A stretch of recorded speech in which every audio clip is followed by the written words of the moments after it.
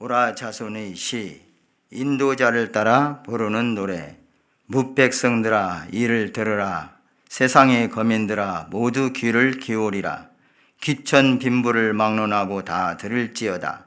내 입은 지혜를 말하겠고 내 마음은 명철을 작은 소리로 읊조리리로다. 내가 비유에 내 귀를 기울이고 수금으로 나의 오묘한 말을 풀리로다. 죄악이 나를 따라다니며 나를 에워싸는 환난의 날을 내가 어찌 두려워하랴. 자기의 재물을 의지하고 부유함을 자랑하는 자는 아무도 자기의 형제를 구원하지 못하며 그를 위한 속전을 하나님께 바치지도 못할 것은 그들의 생명을 속량하는 값이 너무 엄청나서 영원히 마련하지 못할 것임이니라. 그가 영원히 살아서 죽음을 보지 않을 것인가.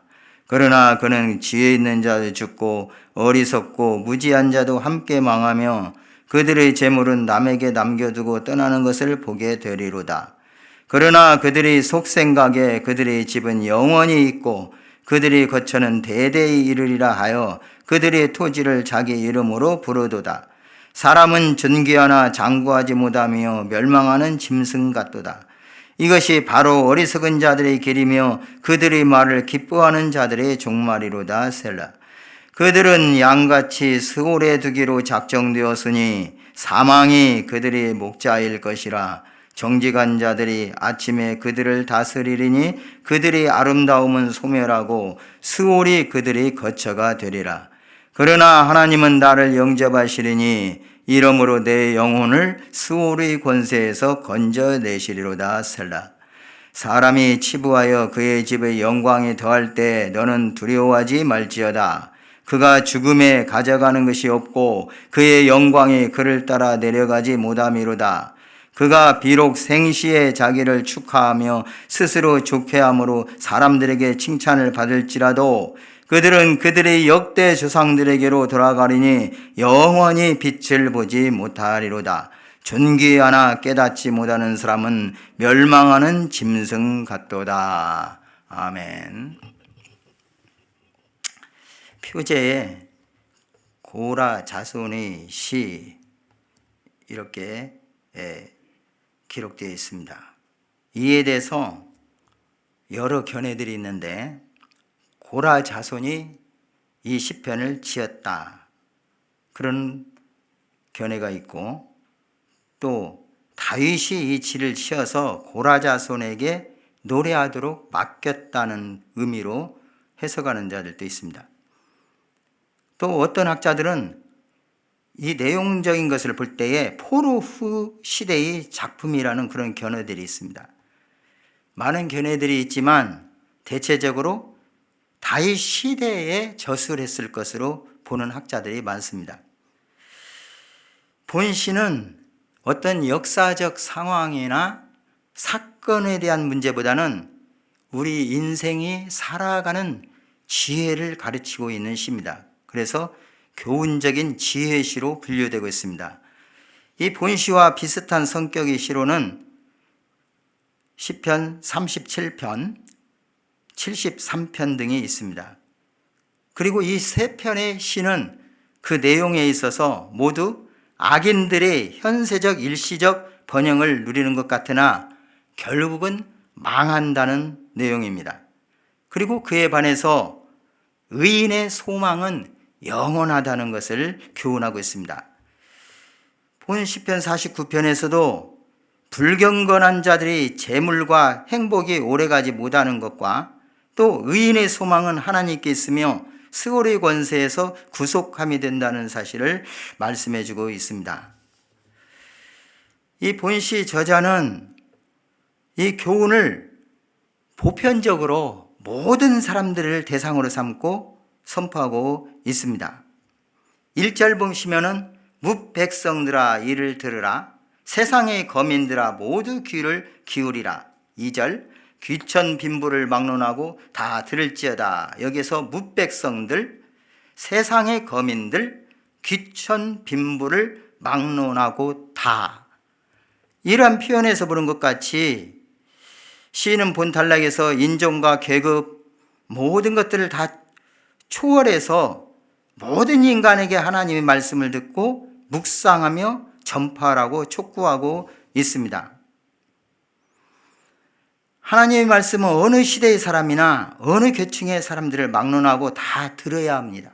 그 이유는 창조주 하나님으로부터 오는 그 다음 3절 4절에 나와 있는데 지혜와 명철, 비유와 오묘한 말들이 우리를 생명회로 인도하는 진리의 말씀이기 때문입니다. 이 시편이 가르치는 주요한 내용은 사람들이 재물 때문에 교만하여 하나님을 떠나며 범죄하며 결국 망하게 되고 구원에 참여하지 못한다는 사실을 말씀하고 있습니다. 이런 것들은 우리 인류의 모든 생활 가운데서 얼마든지 찾아볼 수가 있습니다. 그리고 오늘 이 시편 기자는 이와 같은 것과 반면에 이 시인은 재물이 노예가 되지 않고 하나님을 신앙하는 자가 영원한 생명을 얻게 될 사실을 언급하고 있습니다. 5절을 보시면은 죄악이 나를 따라다니며 나를 애워싸는 환난의 날을 내가 어찌 두려워하랴. 시인은 이렇게 말합니다. 여기서 죄악이 나를 따라다니며 나를 애워싸는 환난의 날, 이걸 히브리어를 직역하면은 나의 발꿈치에 악이 나를 애워싸게 될 때라는 뜻입니다. 우리 개역 한글판 성경에서는 죄악이 나를 따라오는 환난의 날이라 이렇게 번역했는데 이것은 여러 사본 중에 이 번역본 중에 갈대아역을 풀어쓴 것과 유사하다고 합니다. 거기에서는 나의 죄악이 나를 둘러싸는 때 이렇게 번역이 되었습니다. 그러나 다른 번역들, 예를 들면 루터의 번역이나 시리아역이나 아라비아역 등에서는 오늘 본문에서 나와 있지는 않는데 나의 대적의 악이 나를 둘러싸는 때 이렇게 번역을 하고 있습니다. 왜 이렇게 상반적인 해석이 나오냐면은 이 안에 단어가 히브리어 단어가 하나 있는데 그 단어는 아케브라는 단어입니다.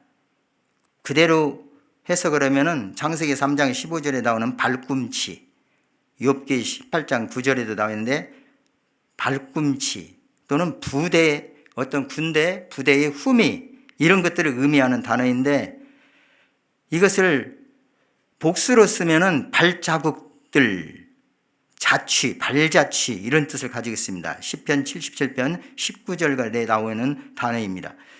그런데 이러한 단어를 좀 의역을 해가지고 숨어있는 거짓말장이 잠복하고 있는 자 이렇게 해석을 한 학자도 있습니다.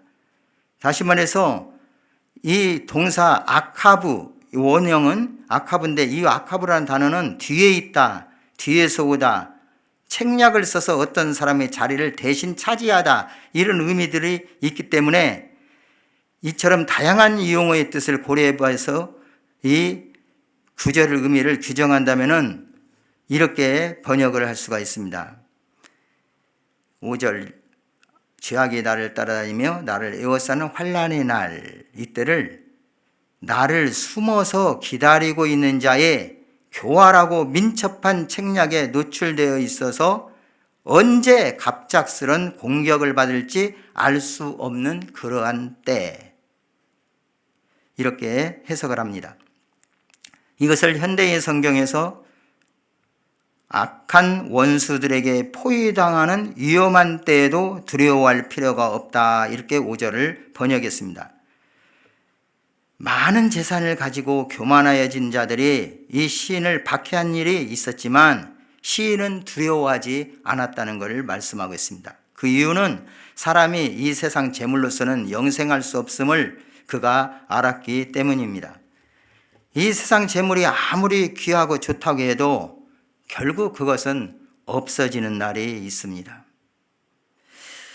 10절 한번 같이 읽겠습니다. 10절입니다.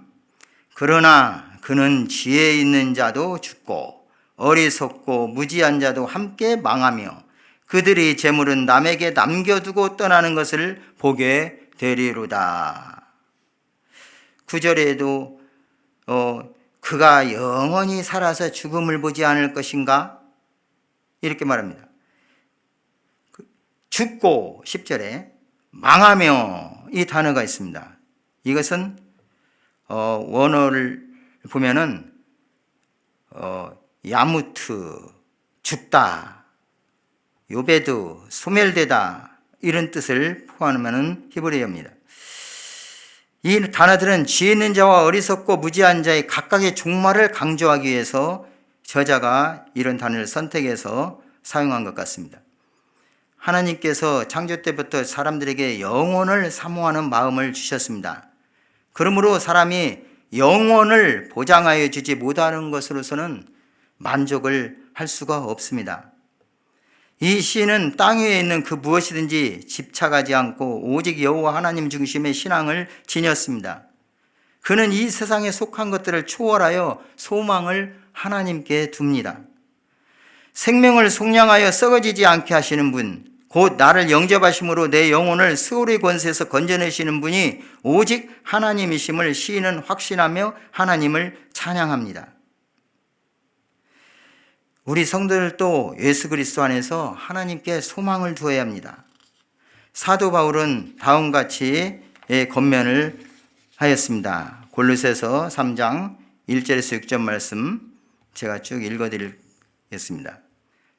그러므로 너희가 그리스도와 함께 다시 살리심을 받았으면 위의 것을 찾으라. 거기는 그리스도께서 하나님 우편에 앉아 계시느니라. 위의 것을 생각하고 땅의 것을 생각하지 말라. 이는 너희가 죽었고 너희 생명이 그리스도와 함께 하나님 안에 감추어졌음이라. 우리 생명이신 그리스도께서 나타나실 그때에 너희도 그와 함께 영광 중에 나타나리라. 그러므로 땅에 있는 지체를 죽이라. 곧 음란과 부정과 사욕과 악한 정욕과 탐심이니 탐심은 우상숭배니라. 이것들로 말미암아 하나님의 진노가 임하느니라. 이렇게 말씀하셨습니다. 세상에 얼마나 많은 사람들이 여호와 하나님 신앙과 진리를 모른 채 땅에 속한 것을 제일로 삼고 헛되이 살다가 죽고 있습니까? 오늘 49편 6절에서 11절 말씀을 본문 말씀을 한번 쭉 살펴보시면서 제가 읽어드리는 현대인 성경을 한번 들으시기 바랍니다. 그들은 자기들의 재산을 의지하고 그 부유함을 자랑하는 자들이다. 사람이 아무리 돈이 많아도 다른 사람의 생명을 구원할 수 없으며 하나님께 그 몸값을 지불할 수 없으니 인간 생명의 값이 너무나 크기 때문이다. 그 어떤 것을 지불한다고 해도 사람을 죽지 않고 영원히 살게 하지는 못하리라. 지혜로운 자도 부유한 자도 어리석고 무식한 사람처럼 다 죽고 그 재산을 다른 사람에게 물려주는구나. 비록 그들이 한때는 자기들의 이름으로 땅을 소유했으나 무덤이 그들의 영원한 집이 되어 거기서 끝없이 머물게 되리라. 12절 말씀 한번 살펴보겠습니다. 12절 같이 한번 봅니다. 사람은 존귀하나 장구하지 못하며 멸망하는 짐승 같도다. 이 말씀을 뒷부분에서 다시 한번 결론적으로 맺고 있는 말씀이 20절 말씀입니다. 20절도 한번 읽겠습니다. 존귀하나 깨닫지 못하는 사람은 멸망하는 짐승 같도다. 12절에 사람은 존귀하나 장구하지 못하며, 이 말씀의 원어를 직역하면 사람은 존귀할지라도 머물지 않는다는 뜻입니다. 다시 말하면 그가 어떤 지위를 누리고 있든지 얼마나 많은 부를 축적했든지 그 지위나 재물이 안전이 얼마나 확보해 있든지 간에 인간은 그것을 영원히 누릴 수 없다는 것입니다. 여기서 특별히 히브리어 얄린이라는 단어가 사용되었는데요. 이 단어는 밤을 보내다, 밤에 남아있다, 머물다는 뜻을 포함하고 있는 단어입니다. 그 밤 동안도 머물지 못한다는 것, 다시 말해서 아주 신속히 머물던 것을 떠난다는 의미를 두고 있습니다. 이 말씀을 할 때 우리 예수님께서 비유로 말씀하신 어리석은 부자의 비유에서 주님께서 하나님은 이르시되 어리석은 자여 오늘 밤에 네 영혼을 도로 찾으리니 그러면 네 준비한 것이 누구의 것이 되겠느냐 하신 말씀을 연상하는 말씀입니다. 이제 이 시인은 하나님을 모르고 이 세상만 아는 자들이 필경은 다 망하게 되고 오직 소망을 하나님께만 두는 자가 영생을 얻으며 승리하게 될 것을 말씀하고 있습니다. 그는 이런 진리를 하나님의 말씀에 근거한 그의 체험에서 단언합니다. 15절 말씀입니다. 15절 한번 다시 읽겠습니다. 그러나 하나님은 나를 영접하시리니 이러므로 내 영혼을 스오르의 권세에서 건져내시리로다. 여기서 나를 영접하시리니, 원어는 이카엔이라는 말인데 아주 짧은 말입니다. 그러나 이 저자의 하고자 하는 의도를 아주 비중 있게 실어주는 말씀입니다. 시편 73편 24절, 창세기 5장 24절, 이 두 곳에서 하나님이 그의 나라로 인간을 취해 가신다는 의미의 단어가 원어로 라카흐라는 단어인데, 이 라카흐라는 단어가 지금 여기에서 사용되고 있습니다. 따라서 이 단어는 하나님과 영원히 살 수 있다는 믿음의 소망을 이 저자가 가지고 있음을 반영해 줍니다. 14절 말씀에 보면은 그들은 양같이 스올에 두기로 작정되었으니 사망이 그들이 목자일 것이라. 정직한 자들이 아침에 그들을 다스리리니 그들의 아름다움은 소멸하고 그 스올이 그들의 거처가 되리라. 이렇게 불경건한 자들이 암울한 종말을 묘사했던 시는 이제 이 15절에서는 음부의 권세로부터 당당하게 해방된 경건한 자의 찬란한 영생의 소망, 그 기대를 그리고 있습니다. 이것이 바로 신약의 교회뿐만 아니라 구약 언약 공동체에 힘을 북돋워 주었던 소망입니다. 영생에 대한 소망이 없는 자는 비록 교회 속에 있다고 할지라도 부활의 소망이 없는 자는 자기가 지금 진정한 믿음을 갖고 있는지, 진정 성도인지를 한번 생각해 보아야 할 것입니다. 7절 8절에 아무도 자기의 형제를 구원하지 못하며 그를 위한 속전을 하나님께 바치지도 못할 것은 그들의 생명을 속량하는 값이 너무 엄청나서 영원히 마련하지 못할 것임이니라 말씀하셨는데, 여기서 말한 바와 같이 인간은 스스로 자기를 구속할 수 없으나 오직 하나님께서만 하실 수가 있습니다. 여기서 15절에 나를 영접하시리니, 이 말은 그가 별세할 때 그 영혼을 하늘에 영접한다는 의미입니다. 곧 영접하다, 아까 말했던 라카흐라는 이 원어, 이 말은 하나님께서 우리 성도들이 죽은 후에 그 영혼을 그의 나라로 데려가심을 가리키는 말씀입니다. 오늘 이 시는 인간의 무상 그리고 사망을 탄식하다가 이제 이 15절에 이르러서 성도들이 사망에서 구속받아 하나님께 영접되는 구속이기를 가르쳐주고 있습니다. 그러므로 이 구절은 구약에 있는 신약적인 명백성을 띤 구원 교리로 볼 수가 있습니다. 이제 16절에서 20절 말씀 결론적으로 권면하고 있는 말씀입니다. 시인은 이 시편의 내용을 다시 이제 결론적으로 역설합니다. 16절 17절 보시면은 사람이 치부하여 그의 집에 영광이 더할 때 너는 두려워하지 말지어다. 그가 죽음에 가져가는 것이 없고 그의 영광이 그를 따라 내려가지 못함이로다 말씀합니다. 여기서 영광, 카보드라는 단어는 영광이라는 뜻도 있지만 부유함, 풍요함, 어떤 이 부가 적절한 해석일 듯도 합니다. 왜냐하면 다른 여러 성경에서도 이 단어를 부의 의미로 사용하고 있기 때문입니다.